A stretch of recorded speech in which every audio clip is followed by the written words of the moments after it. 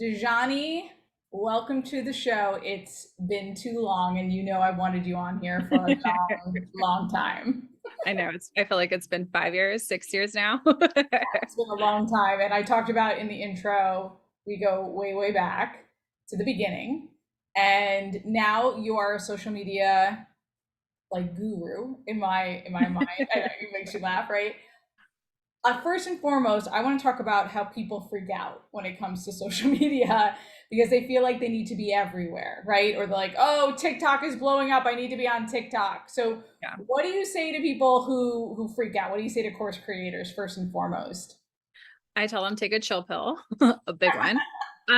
So I think that it is really overwhelming. It can be really overwhelming because it's always like the next shiny new thing. And then you hear about, oh, this person jumped on and now they have millions of followers. I want that too.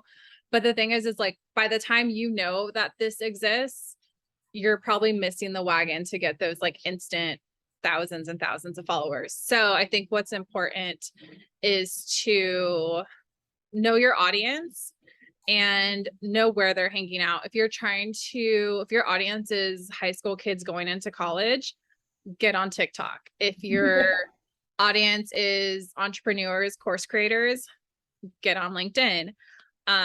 If you're, I'm not going to sum up every. No, right. They don't know know where they know where live they and are. where they're consuming, right? Exactly. And I think there's so much online. If you just Google like TikTok audience, Instagram audience, like there's enough information available where you can kind of get the gist of the general people hanging out where. So I think you just really know where your audience is, and that should dictate where you should be trying to be social. And then don't worry about the rest, right? Yeah. Just don't feel the FOMO. Just know you're in the right place to really move the needle for your business, right? Exactly. Unless you have a whole team behind you that can Uh, like produce TikTok videos and then also give you the like Instagram graphics or whatever, and that can be posting the right things on Facebook for you or have like the really quippy tweets. Don't worry about it. It's not worth it. It's going to just make you go crazy. yeah, and you always said that to me too, because I was like, oh, should we be focused on this? You're like, Gina, no, this is so Instagram has always been my number one. Now I'm growing more into LinkedIn, but that's been gradual, right? So you always wanted to tell me, okay, this is where we're focusing because this is where we see the biggest benefit, right? Yeah. And I think we even tried Twitter for a while, like we did. ago. And we're like, Yeah. Yeah, I use Twitter for tennis. It's one of those things where if you get really good at one social, like let's say you have a bunch of followers on Facebook, then you can like maybe move on to the next and be like, hey, also join me here for this kind of content. But I think it's just being good at the one and being comfortable with the one, because really social media is social media. There's like different tweaks or different features for each platform. But once you're good at one thing and like really good and have an audience there, I think you can start to branch out like what you're doing right now with LinkedIn. Okay, love that. So if everyone's listening right now, and you are, so just don't stress. There's other platforms, but do your thing and do your one and do it really well. Okay, I also asked you on because I want to talk about what's working now for social media in terms of trends. And I know what you're going to talk about for number one. You're going to tell us about video. So hit me with what's working now. Yes, this is Gina's favorite trend. And that's just video and reels now, reels on Facebook, Instagram, video, there's TikTok. Yeah, I don't know if it's really a trend because we're just like, it's kind of ongoing the more and more. Yeah. But like a little insight onto how social apps work. They want you to spend time on their app. So if you're watching a 30-second video, you're spending 30 seconds on the app versus like scrolling right past a picture or like scrolling and liking a picture and moving on within like a second and a half. So that's the reason they're pushing to video. So understanding that, like you want to appease the social media gods essentially. Mm-hmm. And so, yeah, everything is moving towards video just because you'll spend more time or audiences will spend more time watching video. But I don't think that means it has, I know it does not need to be like a whole production. You don't have to have perfect lighting. You don't have to have like super cool transitions or cuts or effects. Those help for sure. but they're unnecessary. And I think with video too, I think it's really important to make sure you have subtitles, because there's a lot of people who are watching on their computers or phones at work and can't necessarily have the volume on. You also want to be very inclusive to people who might have like hearing issues or whatever. And so subtitles are great. And it's the same as like with a course, like, right? You have to kind of get them in the beginning. You want to have your intro and hook in the beginning of each lesson. Same with videos. You want to have an intro or hook that gets them to continue watching your video, even if it's 7 seconds, even if it's a minute, like you still want to be able to get them in the beginning. Okay, so I have a question for you, and I have a confession too. So, Djani used to run my social media for a long, long time, and she still helps me to this day. And you used to like spoon fed me how to do reels, right? Like, guys, it was embarrassing how Djani would be like, step one, you're gonna do this. Step two, and then I'm gonna put the music over it, and then you're gonna point, and then you're gonna do this. And that's the only way I got reels done. So now I've given up because I don't know what music to pick, or I don't know what trends, right? So it's embarrassing. So I've given up on reels. So my question for you is, do I need to know what music to pick? Do I need to know what's on trend to make a great reel? Or can I just talk about some tips? Like how basic can we talk? Or are we talking here? I think anything is better than nothing. And one thing, with Instagram right now, especially, I think Facebook has, or Meta, Instagram, whatever, has made it so any video you post is now considered a reel. So I think that's a little helpful in like taking the stress out of it, right? Yeah, exactly. Yeah. Anything's a reel now. So okay, we're good there. But I know for because I help Susie, who you've introduced me to. Yes, Susie's been on the podcast. We'll link to that in the show notes. We love Susie. I love Susie. So she's really great with reels. And so what I do with her, so what we do, I'll link to her Instagram too, so everyone listening can check that out. So what we do is I'll be scrolling, like when I'm just on Instagram, like myself, I'll see a reel and I'm like, oh, that's a funny audio, or I can use that audio, or like, wait, look at this video. This can be used for this. I'll just save them. So you can, when you save something on Instagram, you can save it to a collection. So I have personally, I have my own like foods to try in San Diego collection, foods to try in San Francisco, like restaurants in New York collections, like nail inspiration, even though I haven't painted my nails in so long. And then I have a folder that says Susie Reels. So anytime there's an audio that I'm like, oh, I think this could work, I'll save it. She'll do the same thing and send me stuff like, oh, I thought this was cute. Can we use this? And so the way we do it when we plan out the month, I'll just link to the original reel that we found and say like, okay, we're just going to copy this, or we're going to copy this and tweak this. And I mean, you don't have to reinvent the reel. You don't have to reinvent the reel or the wheel. And so I think it's just, if you see something and you're like, oh, I think this would resonate with my audience, or if I change this word or like add this like caption over it, I can make it and spin it for whatever my industry is. And so I think it's just looking at other people and kind of copying it.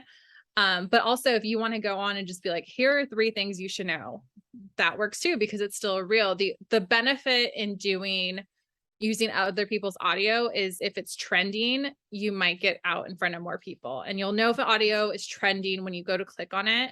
There will be an arrow next to it versus I think just like a music icon. And that's it. Like I've seen with Susie, when we've used trending audios versus not, the trending ones definitely get a lot more views. So okay. All right. That's a great tip. That feels a little less stressful. So, so thank you.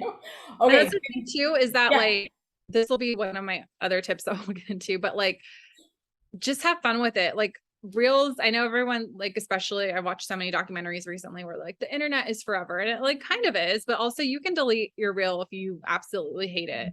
But the fact that it's out there at least for a week or an hour, like depending on how self-conscious you are, it's better to have something out there than not, and just give it a go. Well, I think, and this leads into your second trend. That's not really a trend, right? That's an ongoing so well. And just really putting yourself out there as you are, right? Talk to me about a little bit about that. So my next trend is to be authentic. Trend, using that loosely, is to be authentic. And again, this is another avalanche type thing. It's been snowballing into this.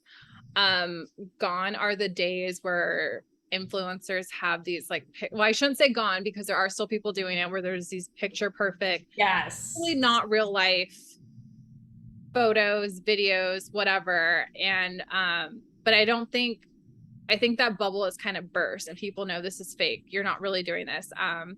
There's a really great documentary, I think it was on HBO like a couple years ago, called Faking It.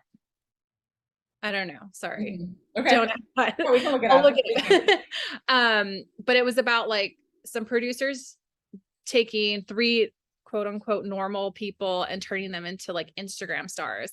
And it showed how they were buying likes, how they were buying followers, how they would make it look like they were being served champagne at a pool when it was like the backyard next to like the one patch of ivy. Like, so I think that's the like aura around these amazing influencers has dissipated, and people just, especially Gen Z. So if you, and I think the younger generations tend to like set the trends for everyone else, and they're all about being authentic, being real. There's actually an app called Be Real where it prompts you to take a picture. You have 2 minutes to take it no matter what you're doing. Like, so that. I think it's just,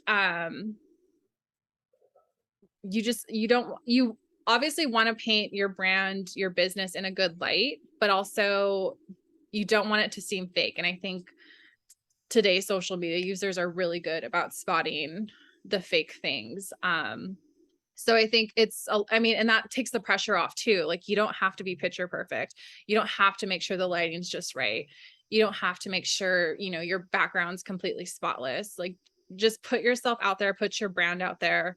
And I think it pays off a lot better, because it makes your brand more authentic. It makes you more personable. And that's what social media should be about, like socializing and being social, and instead of like putting up these walls of like perfection. Okay, I love this. And I was starting to tell you before we hopped on today that I have this client that I think it's an age thing. I think it's generational, right? And I think the older we are, the more reluctant maybe to the less polished we are. Oh yeah. Right? So I have this client who's in her 50s, and she's beautiful. Like, she's beautiful polished pictures, and like we do too. Like, you go to my headshots and Djani did all those shoots with me, like they're totally posed, and I've got beautiful makeup on and everything, right? But then for my stories, I just try to be a little more authentic, and here I am, I have some light makeup on, I just go for it. I've got non-perfect hair. But I told this client, like, hey, I just want you popping on stories, like maybe your hair's up in a bun, and you know, it's just the morning, get your morning coffee. And she was like horrified. She's like, I don't know what you're talking about. I like to look polished. And I'm like, okay, let's just try something, right? Let's just like dip our toes in that. So I think it's like, maybe you just get a little bit uncomfortable at first and see where you can stretch yourself. Like, do you have a tip for that?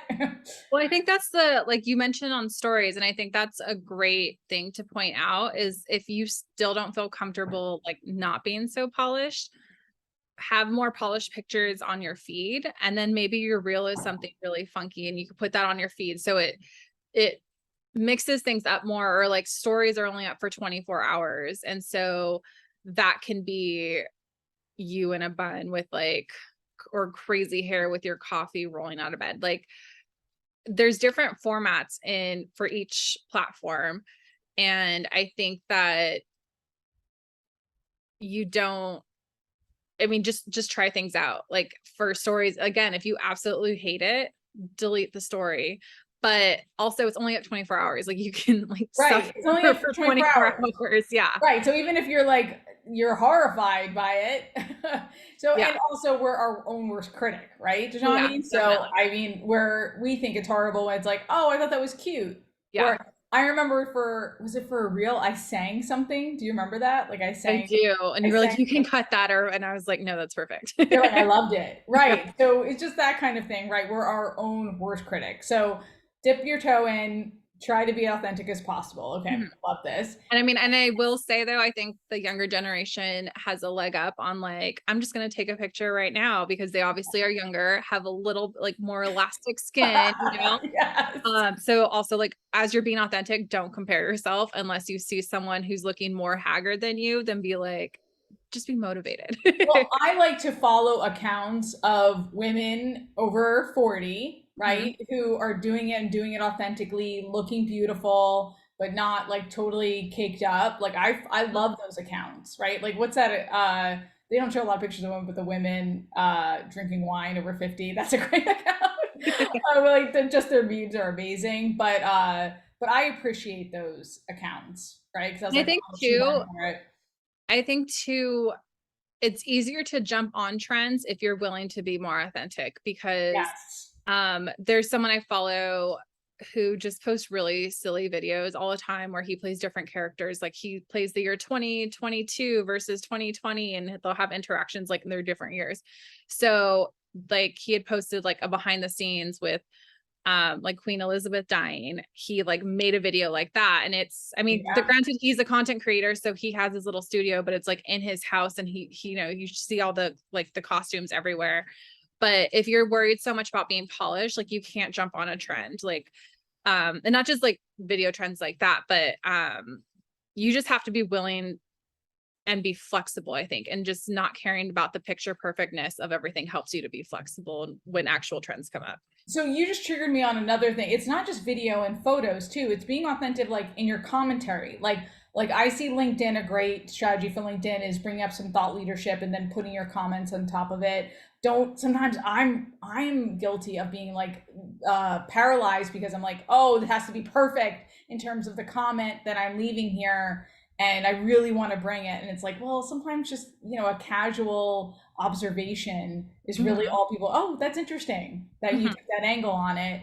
And that's a great post. And that's about being authentic. And I think we've had this conversation, you have this conversation with your course creators a lot. Like your audience is your audience and forget about everyone else. Like, Yes.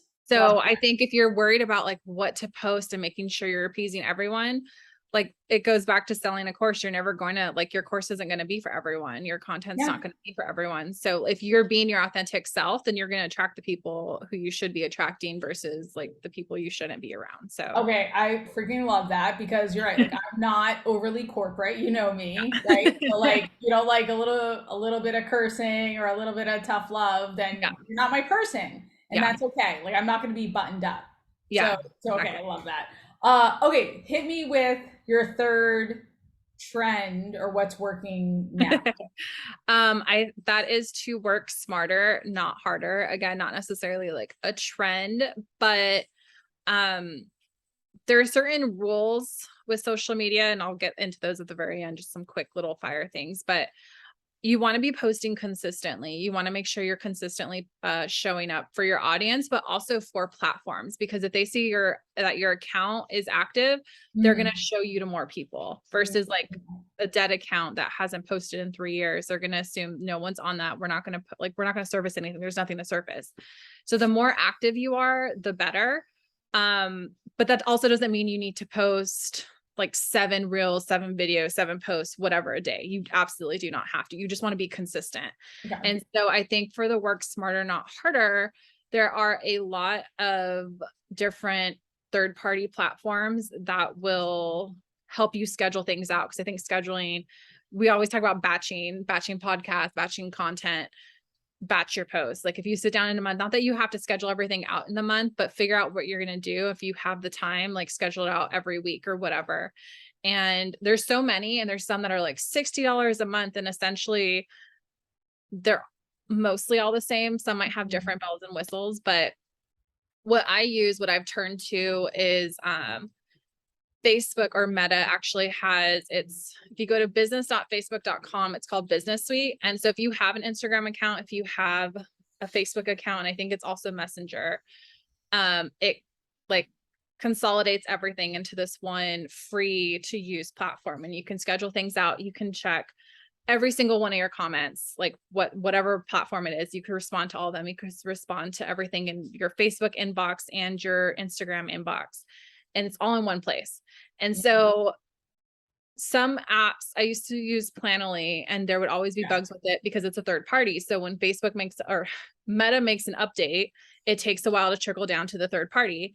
And so I think if you're using the actual site, but also I loved Planoly. I loved the layout of it. Yeah, you were a big fan of Planoly. Yeah.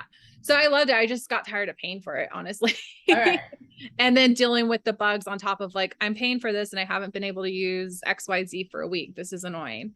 And so I think it's just finding, I guess, the system that works for you. Again, especially if you're starting out, you don't need something expensive. You don't need to have the thing that agencies are using or like that No. big Instagram influencer is pushing. I think just starting off at, like I said, Business Suite is great, especially if those are the apps you're using. I'm sure and that's the thing is I think most people are focusing on that, like on Meta products. Like I don't know of any that you can post with LinkedIn or schedule with LinkedIn. So LinkedIn, I think, is moving towards that. So if you have a creator account, that was one thing that I know that they were working on, that a business suite Okay. that you can schedule ahead of time. Because you're right, LinkedIn was mostly, I believe, live posting. Yeah. Yeah. That's the thing though, is like, even like we're talking about batching content. If you batch all your LinkedIn and you have everything, like I work off of Google Docs all the time, where I'll have my whole month of Yes. content planned right there. And if you have it, you're going to set an alarm on your phone to like, okay, post at this time. Like it's very rudimentary, but it works. And you just copy paste it into LinkedIn, you're done. So I think it's just versus you having to sit down every day or every other day or even twice a week to try to come up with something. And then I think going back to being authentic, if you can just, I guess it kind of counters the whole batching thing, but if you really don't know what to post, go comment on something or go repost something and add your own commentary, like you said. Yes. Yeah, I love that. So I think what you're saying about consistency is really relevant here. It's just that people see you posting, people see you're active, people see you're doing something, and then hey, and that's where LinkedIn is great, by the way. Like you're networking just by posting. Oh, you're top of Exactly. mind for people, Yeah. right? Because you're posting, and that's socializing, right? To go back to your other point. So okay, leave us with your final tips. I know you have a couple of insights that you want to leave us with. Hit it. So post consistently. That's number one, I guess, behind know your audience. And then for Instagram, especially, I don't like hashtags. And I think actually, I shouldn't speak too much on TikTok, but hashtags aren't really useful anymore. They're like, I think the algorithms and the way the system's set up is moving away from them anyway. And Okay. so if you want something really specific, like if you have a specific hashtag like Course Creation Boutique or Accelerator, go ahead and keep including those, especially if you want your audience to also repost or post things for you to see or like participate and build a community. Those are great. But otherwise, doing like hashtag Get out, like get outside or whatever. Like they're just not people aren't there's searching with those as much anymore, you think? exactly. Okay. And so people aren't really searching with those. And then the search function has gotten better where you can search outdoor trails San Diego and stuff will come up on Instagram without using the hashtag. So I think Okay. unless you have a specific reason for it, don't Okay, worry. I love it. So branding hashtags, a yes. Don't sweat the other ones. Yes, exactly. And then the other thing I would say is to think about ads. I know they're really intimidating and we keep saying like, oh, don't worry about spending your money. Don't worry about spending your money. But now I'm like, okay, but also advertise. Start it a little bit. Yeah, like if you haven't started. Okay. exactly. And I think a lot of the social platforms, most of them make advertising really easy. They do have the very complex like platforms or features that like agencies use, that social media managers use, that like really big marketing people might use. But they also have like anytime if you have a business account, and I think a creator account, if you post something, you'll see a little button that says boost your post. You can click on that, maybe add a URL if you want them to go to your website. And just hit promote and it'll do it for you and you're done. You have an ad. People are going to be seeing your post. And you don't have to do it for like hundreds of dollars. You can do $5 a day or $30 for a week, whatever, like just to try it, especially if you have something you want to promote and maybe you don't have the full like money to like create a whole campaign or do this whole big marketing thing. Just start small and it's pretty simple. And then my last tip is to give the newest thing a try, which we've kind of talked about. Yeah. I know Facebook is coming out with like I know that they've started rolling out like subscriptions. So I've already seen it on Instagram where they're like, I've oh, if seen you it on want more Instagram. content from so-and-so, subscribe. And it's paid subscriptions, which could benefit your business because maybe it's $5 a month or whatever it is. I follow Moshe on Instagram, who's like an amazing news source. He's very objective and pulls from different sources. And he has a newsletter, and he has, I think it's a newsletter through Facebook. So that's another thing you can think about. But he also has like a paid newsletter that goes more into detail on different things. So like newsletters are new, subscriptions are new. I think they're also creating something called stars, which is like people can just pay you for doing a good job, like tipping you for your content, essentially. Nice. So if you can get that, if you can sign up, if you're invited to try it, or when it finally rolls out, just do it, because those are different things. Like we saw it with Reels, the people who jumped on Reels were the ones who were getting thousands and thousands of views and then thousands and thousands of followers. And the same thing with like with TikTok, the people who jumped on that first are the ones that have the biggest audiences on there now. And so give the newest thing a try, even if you feel uncomfortable. Again, it goes back to being authentic. Like, who cares? You tried it, and like maybe you'll get really good at it. Yeah. Those are my 4 little quick hits. Love it. That was worth the price of the episode. So good, Djani. I try.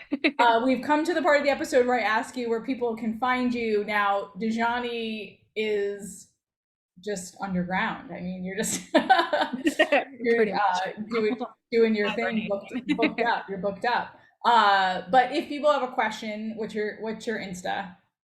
My Instagram is Djani08, DJANI08. You're not going to find like any marketing or Instagram like hits. But you might find some quippy captions. I pride myself on my like witty captions. Well, there you go. Or I'm going to list Susie's account, and then I'll list my account. So if you want to know Djani in action, just follow me or Susie, and you'll see her magic there. This has been amazing. Thank you so much for accepting my invitation and allowing you to be on this podcast. For the record, it was happily accepted. That's what I want the record to show. Right. Noted. Okay. Thanks for being on. Having me. Yeah.